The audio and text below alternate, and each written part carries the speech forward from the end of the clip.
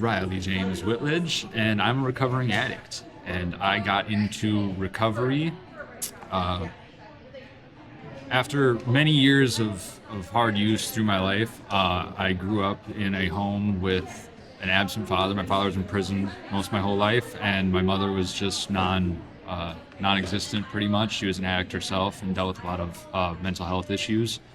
Uh, Raised by my older sister, and we kind of bounced around from state to state, foster care to foster care, program to program, families, houses here and there.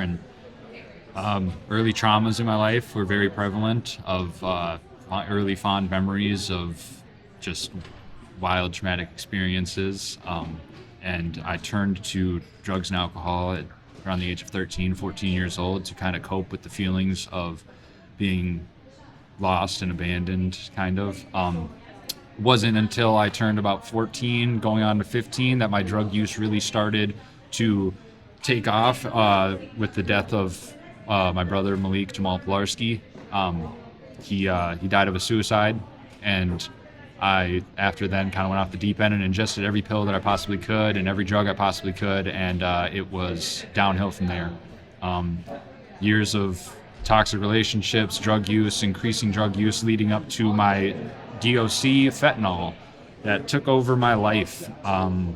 It ended up being the silent killer of my entire existence. It took everything from me. It took my family. It took my hope. It took what little self-worth I had left. I thought I was worthless, and I felt worthless, and I felt like the weakest man I'd ever met in my life. I then tried to take my own life after years of fentanyl use, by ingesting 30 pills before I got arrested by wonderful Mr. Officer Van Nitter, and actually friends with that guy now today. Goes to church with me, and he saved my life by Narcaning me and bringing me back.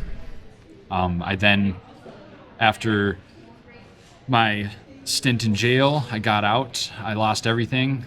I lost my apartment. I lost my fiance at the time. I had lost my animals I had, my furniture, my job. I had lost all self of being, and I was starting over in sober living at River City Recovery, and I didn't know what to do. I didn't know who I was. And up until that point, I thought I had lost everything, but it turns out that I actually didn't lose everything.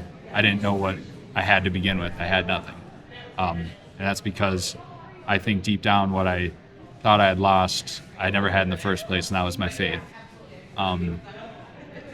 Through my journey at River City Recovery, I found faith in Jesus Christ, and I found salvation.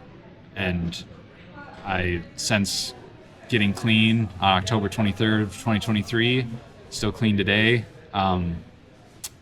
I've never found something as powerful as faith and as powerful as the love of God to change somebody's life. You know, not a lot of addicts can make it through recovery by not going to meetings, and that being their only source of outlet for their addiction and to get past their addiction.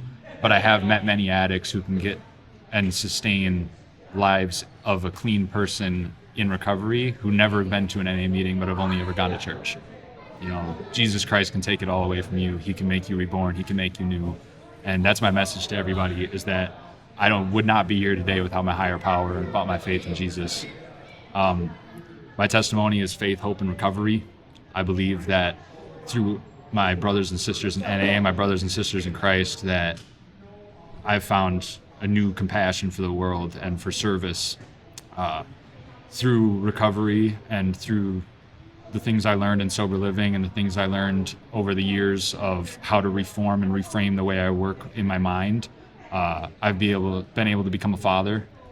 I have been off probation for the first time since I was about 13 years old. I have a steady relationship with my father now for the first time in 23 years.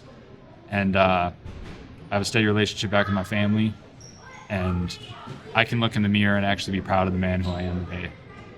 So, yeah, that's all I got.